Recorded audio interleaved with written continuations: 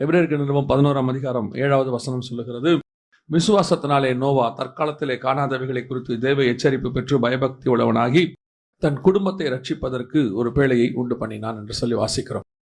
இந்த வசனத்தை குறித்து பார்க்கும்போது நேரடியாகவே இருக்கிறது. இதில் ஒன்றும் பெரிய நீங்கள் நினைக்கிற மாதிரி ஆழமான அல்லது மறைபொருள் அப்படின்னு நம்ம சொல்ல முடியாது. அதாவது வெளியரங்கமாக இருக்குது, ஆனால் நிறைய விஷயங்கள் அதுக்குள்ளே இருக்குது. ஆண்டவர் சொல்லுகிறார் மத்திய 24, 37, 38 நோவாவின் காலத்தில் எப்படி நடந்ததோ அப்படியே மனுஷகுமாரன் வரும் காலத்திலும் நடக்கும். பேதுருவின் புஸ்தகம் சொல்லுகிறது, இவைகள் எல்லாம் திஷ்டாங்கமாய் நமக்கு எழுதப்பட்டிருக்கிறது என்று சொல்லி. பழைய ஏற்பாட்டில் சொல்லப்பட்டிருக்கிறதாக இருக்கட்டும், எல்லாமே வரும் காரியங்களுக்கு நிழலாக இருக்கிறது என்று சொல்லி கொலோசியருக்கு எழுதின 2ஆம் அதிகாரம் 16 முதல் 18 வசனத்திலே பவுல் சொல்லுகிறார். எனவே பழைய ஏற்பாட்டில் சொல்லப்பட்ட எந்த ஒரு காரியமும் ஏதோ சரித்திரமோ அல்லது ஒழிந்து போகிறவர்களோ அல்ல. நியாயப்பிரமாணத்தினுடைய முறைமைகள் தான் முடிவுக்கு வந்ததே ஒழிய நியாயப்பிரமாணத்தினுடைய சத்தியம் முடிவுக்கு வரவில்லை. இயேசு கிறிஸ்துவினுடையதான பஸ்கா அடிக்கப்பட்ட அந்த ஆட்டுக்குட்டியிலிருந்து 7 பண்டிகைகளுடைய எல்லா காரியங்களும் இன்னும் நிதர்சனமாக இருக்கிறது, அதாவது ரகசியமாக இருக்கிறது. நீங்கள் நிறைய பேர் என்ன நினச்சிட்டு இருக்கிறோம், பழைய ஏற்பாடு ஒரு கதை, ஒரு சரித்திரம் அப்படின்னு சொல்லி நினச்சிட்டு இருக்கிறோம். அது ஒரு சம்பவம். அதற்கு பின்னால் இருக்கிற காரியம் தான் நமக்கு படிக்க வேண்டியது மிக முக்கியமானது. நோவாவின் காலத்தில் சொல்லப்பட்டபடி ஒரு மிக முக்கியமான ஒரு பேரழிவை நோவாவின் காலத்திலும் சந்திக்கிறார். அந்த காலகட்டத்தில் ஒரு குடும்பம் தேவனால் மீட்கப்படுகிறது. இப்பொழுதும் நோவா காலத்தை போலவே இயேசுவும் வரப்போகிறார். நாம் எல்லோரும் அந்த இயேசு கிறிஸ்துவின் வருகையை சந்திக்கிறவர்களாக இருக்கிறோம். அதில் நம்முடைய குடும்பம் ரட்சிக்கப்படுமா? இதுதான் இன்னைக்கு கேள்வி. நாம் இன்னைக்கு பார்க்குற மிக முக்கியமான விஷயம் என்னவென்றால், சபை கூடி வருதலை வைத்திருக்கிறோம். இப்படி ஒரு முறைமைகளை கர்த்தர் உண்டாக்கி இருக்கிறார். வேதமே தெளிவாக சொல்லுகிறது, சபை கூடி வருவதை சில விட்டு விடுகிறது போல நீங்கள் விட்டு விடாதிருங்கள். எல்லாம் இருக்கு, ஆனால் எதற்காக?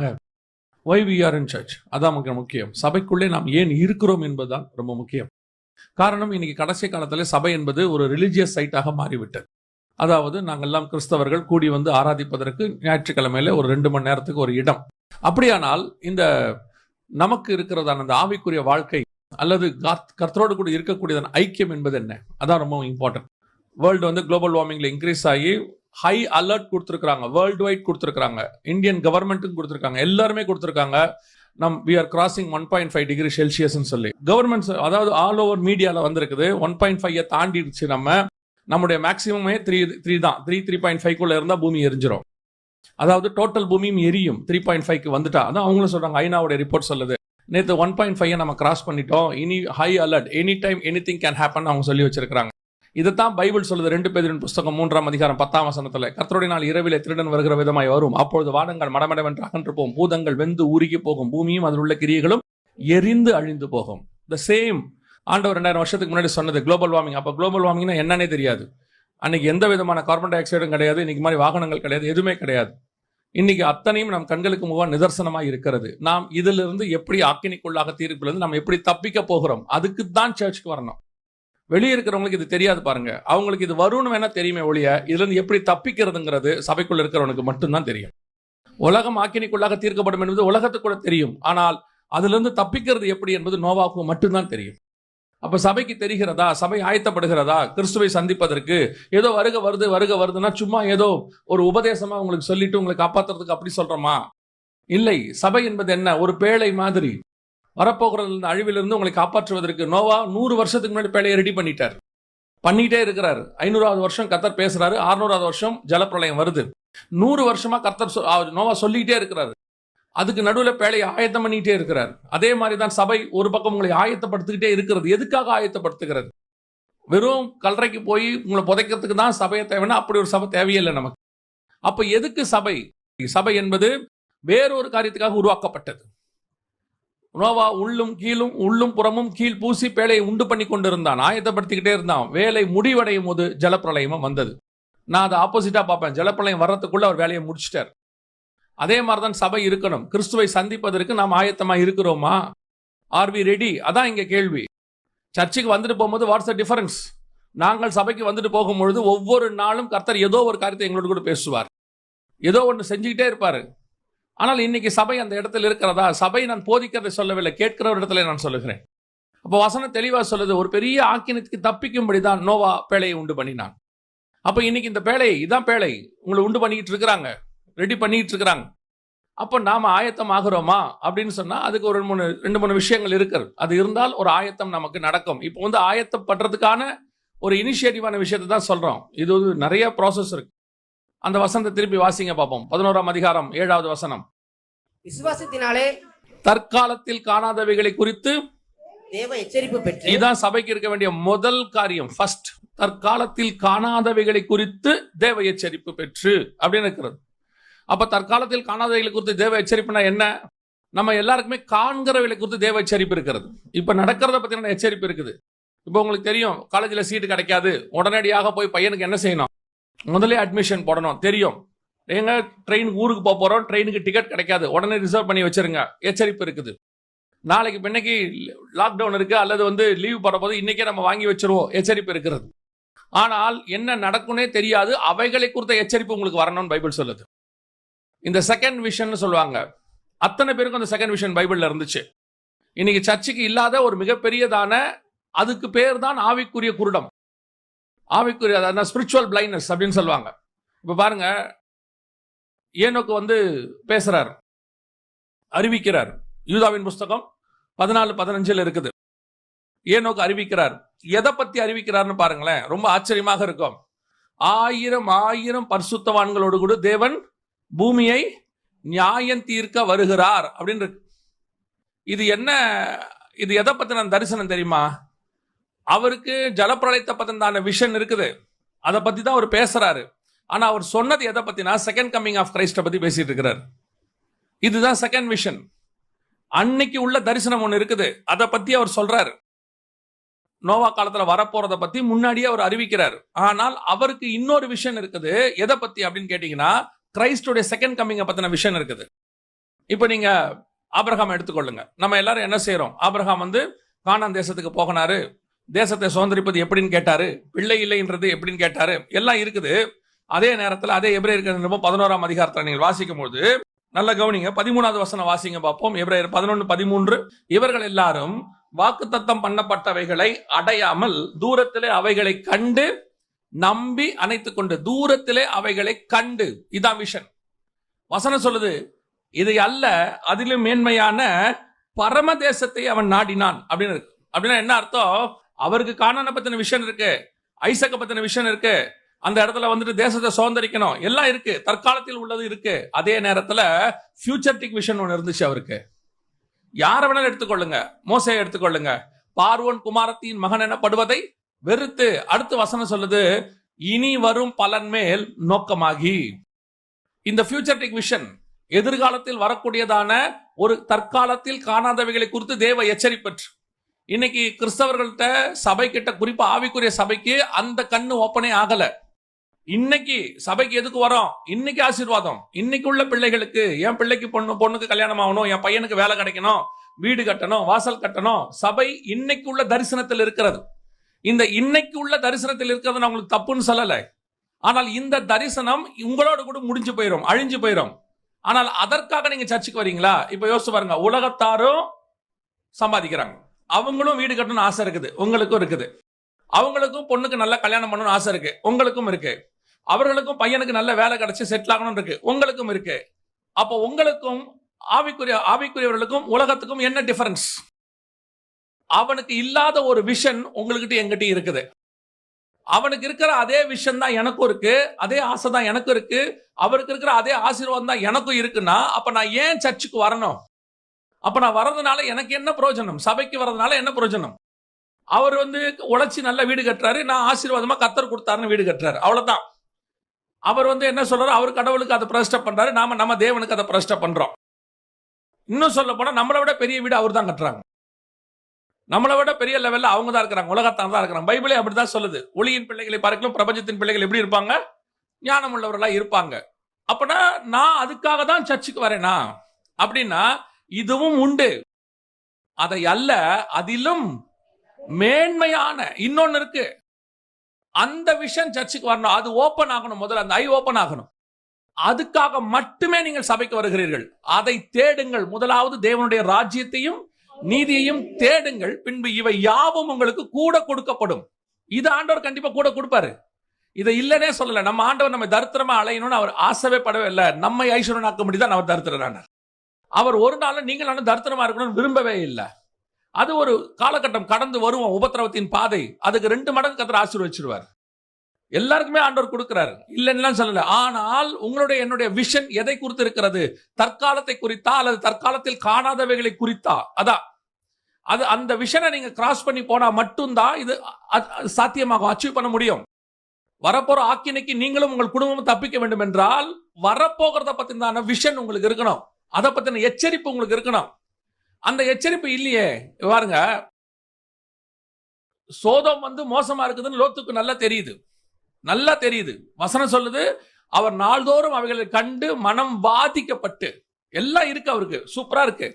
அவர் கூட என்ன பண்றாரு, தன்னை பரிசுத்தமா பாதுகாத்துக் கொள்றாரு. போய் சோதோம் வாசல்ல உட்காந்துக்கிட்டாரு, எல்லாம் இருக்கு. ஆனா அவருக்கு தெரியாது நாளைக்கு சோதம் அழிய போகுதுன்னு. நாளைக்கு சோதம் அழிய போகுதுன்னு அவருக்கு தெரியாது. இப்ப போய் அவர்கிட்ட சொல்றாங்க சோதம் அழிய போகுது. இதுக்கு மேலதான் போய் மருமகனை ரெடி பண்றாரு. இருக்கிற மருமகனை போய் கூப்பிடுறாரு, எப்பா அழிய போகுது. அவன் சொல்றான், பரியாசம் பண்ணினார்கள். அவன் சொல்வது அவங்களுக்கு எப்படி இருந்ததா? பரியாசமாக இருந்துச்சான். அவனுக்கு ஏன் ப்ரிப்பேர் பண்ணல அவரு? ப்ரிப்பேர், நீங்க யோசிச்சு பாருங்க, அவர் மனைவியை கூட ப்ரிப்பேர் பண்ணல. அவர் மனைவி, ஆண்டவர் சொல்றார், லோத்துவின் மனைவியை நினைத்துக் கொள்ளுங்கள். திரும்பி பார்த்தாங்க. ஏன் திரும்பி பார்த்தாங்க? வரப்போகிற ஆக்கினை குறித்த விஷன் அவங்களுக்கு இல்ல. அப்படி இருந்திருந்தால் அவர்கள் அதை பத்தி கவலைப்பட்டிருக்கவே மாட்டாங்க. நோவாவின் மனைவிக்கு அந்த விஷன் இருந்துச்சு, உள்ளே பிரவேசித்தார்கள், எல்லாத்தையும் விட்டுட்டு உள்ள போயிட்டாங்க. ஆனால் லோத்துவின் மனைவிக்கு அந்த விஷன் இல்ல. ஆனா அவங்க பரிசுத்தமான்கள், நீதிமான்கள், பாவம் தங்களை கலக்காதபடி பார்த்து கொண்டார்கள். இந்த விஷன் எல்லாம் அவங்களுக்கு இருக்கு. உண்மையா வாழணும், நம்மளே தான். இயேசுவும் அதான் சொல்றாரு, லோத்துவின் நாட்கள் எப்படி நடந்ததோ அப்படியே மனுஷகுமார் வருங்காலத்திலும் நடக்கும். இப்போ அதேதான் இருக்கு. நீங்க யாரும் பாவிகள் நீங்க சொல்லவே இல்ல. இயேசுவின் ரத்தத்தால கழுவப்பட்ட நீதிமான்கள் தான். பாவம் உங்களை அணுகாதபடி பார்த்துக் கொள்றீங்க. உங்க பிள்ளைகளுக்கு பாவம் வரக்கூடாதுன்னு விரும்புறீங்க, ஜெபம் பண்றீங்க, உபவாசம் இருக்கீங்க, எல்லாம் இருக்கீங்க. பட் இங்க எது மிஸ் ஆகுது? எப்ப ஆக்கினை தீர்ப்பு வருமோ அதுக்கு முன்பதாக நான் ரெடியாக இருக்கணுங்கிறத அந்த விஷன் மிஸ் ஆகுது. அதுதான் சர்ச்சை ஒரு பீரியட்ல உங்களை மாட்ட வைக்க போற விஷயம். அதுதான் நீங்க என்ன நினைக்கிறீங்கன்னா, நம்ம ஏன் அதை பத்தி யோசிக்கணும்? பாசிட்டிவ் திங்கிங் இப்பெல்லாம் மோட்டிவேஷனல் ஸ்பீச் ஆயிடுச்சு. எது மோட்டிவேஷனல் ஸ்பீச்? நாளைக்கு வரக்கூடிய அழிவை பத்தி பேசாத, இன்னைக்கு நல்லா இருக்கியா? வசனம் சொல்லுது, இனி வரும் பலன் மேல் நோக்கமாகி தான் சர்ச்சை. இன்னைக்கு இல்ல, இன்னைக்குன்றது நம்ம கிட்ட ரொம்ப ஈஸி கடந்து போறது. யோசிச்சு பாருங்க, இதை விட நல்ல காலம் இருந்துச்சு ஒரு 40-50 வருஷத்துக்கு முன்னாடி, நம்ம அப்பா அம்மா காலங்கள் இருந்துச்சு. அந்த காலத்தை விட இது மோசமான காலம் தான். கன்ஃபார்மா இது மோசமான காலம் தான். இந்த காலத்திலயும் உங்களால என்னாலையும் கிறிஸ்துவுக்கு நிக்க முடியுது தானே? பாவம் பெருகும் போது கிருபை பெருகும். சோ இப்ப நிக்கிறது அவருடைய கிருபை, நின்றுவோம். ஆனா இனி வரதுல போகிறதுங்கிறது நம்ம கிட்ட அந்த விஷன் இருந்தா மட்டும்தான் போக முடியும்.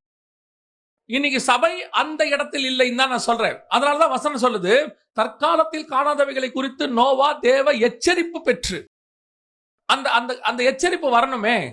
சபை அந்த எச்சரிப்பை விரும்ப மாட்டேங்குது. இப்ப பாவத்தை குறித்து, நீதியை குறித்து கூட கேட்க சபை ரெடியா இருக்கிறது. ஆனால் எதை குறித்து கேட்க சபை ரெடியா இல்லை? நியாய தீர்ப்பை குறித்து கேட்க தயாராக இல்லை. உங்க உடம்புல இருக்கிற எல்லா விட்டமினும் தேவைதானே? அத்தனையும் தேவைதானே? இல்ல நான் ஓடுறதுக்கு எனக்கு என்ன தேவையோ அது மட்டும் இருந்தா போதும், படிக்கிறதுக்கு தானே தேவையில்லைன்னு சொன்னா ஓகேவா? அது சரி வருமா? யோசிச்சு பாருங்க. இன்னைக்கு அதான் இருக்கு நம்ம உடம்புல. ஒரு பக்கம் சில நேரத்துல இந்த புரோட்டீன் ட்ரிங்க் ஒன்று கொடுப்பாங்க, கேள்விப்பட்டிருப்பீங்க. பாடி குறையறதுக்கு என்ன செய்வாங்க சிலர்லாம்? ஒரு விதமான டயட் எடுக்கிறாங்க. ஒவ்வொருத்தரும் ஒவ்வொரு டயட் எடுக்கிறாங்க. ஒருத்தர் பேலியோ டயட்டுங்கிறாங்க, ஒருத்தர் புரோட்டீன் ட்ரிங்க்ங்கிறாங்க, எல்லாம்ன்றாங்க. என்ன செய்யணும்? இதை சாப்பிடும் போது அதை முழுக்க நிறுத்திட்டு இதையே புரோட்டீனே, வெறும் புரோட்டீன் சாப்பிட்றாங்க. அப்புறம் ஒரு டாக்டர் கிட்ட கேட்டேன், என்ன ஆகும்? வெறும் புரோட்டீன் ட்ரிங்கை நீங்க சாப்பிடும் பொழுது சரியான முறையில தண்ணி குடிக்காவிட்டால் கிட்னி அஃபெக்ட் ஆகும். ஹை புரோட்டீன் எங்களை என்ன ஆகும்? கிரியேட்டின் லெவலை உங்களை இன்க்ரீஸ் பண்ணி விட்டுரும். அப்போ இது தேவை வரும்போது ஃபைபர் குறையுது, ஃபைபர் அதிகமா எடுக்கும் போது கார்போஹைட்ரேட் குறையுது. அதனால தான் ஆண்டவர் எல்லாத்தையும் சேர்த்து கரெக்டா வச்சிருக்காரு நம்ம பாடியில. நம்ம என்ன செய்யறோம்? அவசரப்பட்டு பாடியை குறைக்கணுன்றதுக்காக ஏதோ ஒரு டயட்டை ஃபாலோ பண்ணி ஏதோ ஒன்று அப்படியே சில ஆட்களா பாத்தீங்கன்னா ஒன்னுல விழுந்தானா அப்படியே அதுலயே போயிட்டு ஒரு பக்கம் அப்படியே பிளஸிங் ஒரு பக்கம் ஓடுது. புரோட்டீன் ட்ரிங்க் மாதிரி தான். ஒரு நாள் போய் முட்டிட்டு நிக்குது. என்ன பண்றதுன்னு தெரிய மாட்டேங்குது. புசித்தார்கள், குடித்தார்கள், நட்டார்கள். அதேதான் இன்னைக்கு இருக்கு. நோவாவின் காலத்தில் புசித்து குடித்து பெண் கொண்டு பெண் எடுத்து. ஒரு பக்கம் ஃபுல்லா போகுது, இன்னொரு பக்கம் அவனுக்கு நியாய தீர்ப்பை பத்தின அறிவே இல்லை. அதை பத்தி நான் எந்த நாலேஜும் இல்லை, காஷன் இல்லை. அப்படி கொடுக்கிற காஷனை ஏற்றுக்கொள்ளக்கூடிய இடத்தில் சபை இல்லை. அதை சொன்னாலும் சபைக்கு பிடிக்க மாட்டேங்குது. அப்புறம் எப்படி வருங்காலத்தை குறித்து தேவ எச்சரிப்பு பெற்று ஒரு பேழையை ஆயத்தம் பண்ணினான்னு இருக்குது? ஆயத்தம் பண்ணாம எப்படி போவீங்க? இன்னைக்கு அப்படிதான் இருக்கு சர்ச்சு. ஒரு இடத்துக்கு நீங்க வீட்டுக்கு கணவர், நம்ம அம்மாக்கள் கணவன் அப்படி கிடையாது பாருங்களேன். எப்ப யாரை கூட்டு வந்தாலும் வீட்டுல ஒரு ஆளுக்கு சாப்பாடு இருக்கும். நான் சொல்றது 30 வருஷத்துக்கு முன்னாடி. அப்படி உங்களுக்கு இப்ப யாருக்குமே அப்படி தெரியாது. அவங்களாம் ஆச்சரியமா பாக்குறாங்க. சாப்பாடா? நாங்க எங்க வீட்டுக்கு சாப்பாடே ஆர்டர் தான் போடுறோம். இப்ப எப்படி நாங்க அப்பெல்லாம் வந்து வீட்டுல வந்து கணவர் ஆர்டர் போடுவாரு, சாப்பாடு கொடுமான்னு. இப்ப வீடே சேர்ந்து ஆர்டர் போடுது இல்லையா? அதுல வேற ஒரு பெருமை, 12 மணிக்கு கேட்டா கூட சாப்பாடு வரும். முதல்ல 12 மணிக்கு சாப்பிட்றதே தப்பு, அதுல ஒரு பெருமை வேற. இப்ப யோசிச்சு பாருங்க, நம்ம ஒரு காஃபி குடிக்க ஒருத்தர் கூட்டு வந்தாலும் கூட வீடு ஆயத்தமாக வேண்டிய இடத்துல நம்ம இருக்கிறோம். ஒரு எக்ஸாம் வரப்போது 2 மாசத்துக்கு முன்னாடி டைம் டேபிள் கொடுத்துட்றாங்க ப்ரிப்பேர் ஆகிறதுக்கு. ஒரு எலெக்ஷன் வரப்போது 3 மாசத்துக்கு முன்னாடி, 6 மாசத்துக்கு முன்னாடி, 4 மாசத்துக்கு முன்னாடி எலெக்ஷன் ரிசல்ட் கொடுத்துட்றாங்க, ப்ரிப்பரேஷன் டைம் டேபிள் கொடுத்துட்றாங்க. ஆனா சர்ச்சை அந்த ப்ரிப்பரேஷன் காஷனே வரக்கூடாதுன்னு சொல்லுதே. அப்படி ஒரு மெசேஜ் எனக்கு வரக்கூடாது, வேண்டாம். ஒரு பில்லு பே பண்ணுமா, அந்த பில்லுக்கு அவன் 15 நாளைக்கு முன்னாடியே பில் அனுப்பிச்சு விட்டுறான், போன் பில் எல்லாம். நீங்க 15 நாள்ல பே பண்ணுங்கன்னு சொல்லி. நீங்க போய் வேலை பார்க்குற இதுல போய் பாருங்க, கம்பெனிஸ்ல பேப்பர் 3 மாசத்துக்கு முன்னாடி, 6 மாசத்துக்கு முன்னாடி நீங்க கொடுக்கணும். சடனா வேலையை விட்டு நிக்க முடியாது. எல்லாத்துக்குமே ஒரு ஆயத்தம்னு ஒண்ணு இருக்குது இல்ல. ஆனா சர்ச்சுக்கு மட்டும் ஆயத்த செய்தி கூடாது. அதை பத்தி பேசினா தப்பு, மோட்டிவேஷனுக்கு அதிக அகைன்ஸ்ட் இது.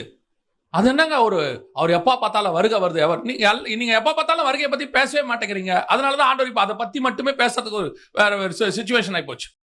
முந்தையெல்லாம் ஒரு கன்வென்ஷன் சொன்னா 3வது நாள் மட்டும் வருகையை பத்தி பேசுவாங்க. இப்ப வருகைக்காகவே 3 நாள் வைக்கிறோம்னா என்ன அர்த்தம்? அவ்வளவு அதுக்கான நீடு வந்துருச்சுன்னு அர்த்தம். அவ்வளவுதான் இன்னைக்கு காரணம். அப்போ உங்களுக்கு முதல்ல அத்தனை பேருக்கும் அந்த காணாதவைகளை குறித்து ஒரு என்ன இருக்கணும், ஒரு தேவ எச்சரிப்பு இருக்கணும். 1 கொரிந்தியர் எழுதுறாரு இல்லையா 2ஆம் அதிகாரத்துல, தேவன் தமிழ் அன்பு கூறுகிறவர்களுக்கு ஆயத்தம் பண்ணியவர்களை கண் காணவும் இல்லை, காது கேட்கவும் இல்லை, அவைகள் மனுஷனுடைய இதயத்தில் தோன்றவும் இல்லை. நமக்கோ தேவன் அவைகளை தமது ஆவியினாலே வெளிப்படுத்தினார். இந்த வெளிப்பாடு தான் உங்களுக்கு இருக்கான்னு கேட்கிறேன். இந்த வெளிப்பாடு தான் இருக்கா? நமக்கு ஒன்னு கர்த்தர் ஆயத்தம் பண்ணி இருக்கிறாரு, கன்ஃபார்மா இருக்கு 100%. அதை பத்தின ரெவலேஷன் அதுதான் ஆபிரகாமுக்கு இருந்துச்சு. இதை அல்ல, இதிலும் மேன்மையான பரம தேசத்தையே அவன் நாடினான், தூரத்தில் அவைகளை கண்டு நம்பி அணைத்து கொண்டு. இந்த விஷன் தான் வேணும்னு நான் சொல்றேன். நமக்கோ ஆவியிலே கர்த்தர் அதை வெளிப்படுத்தினார்.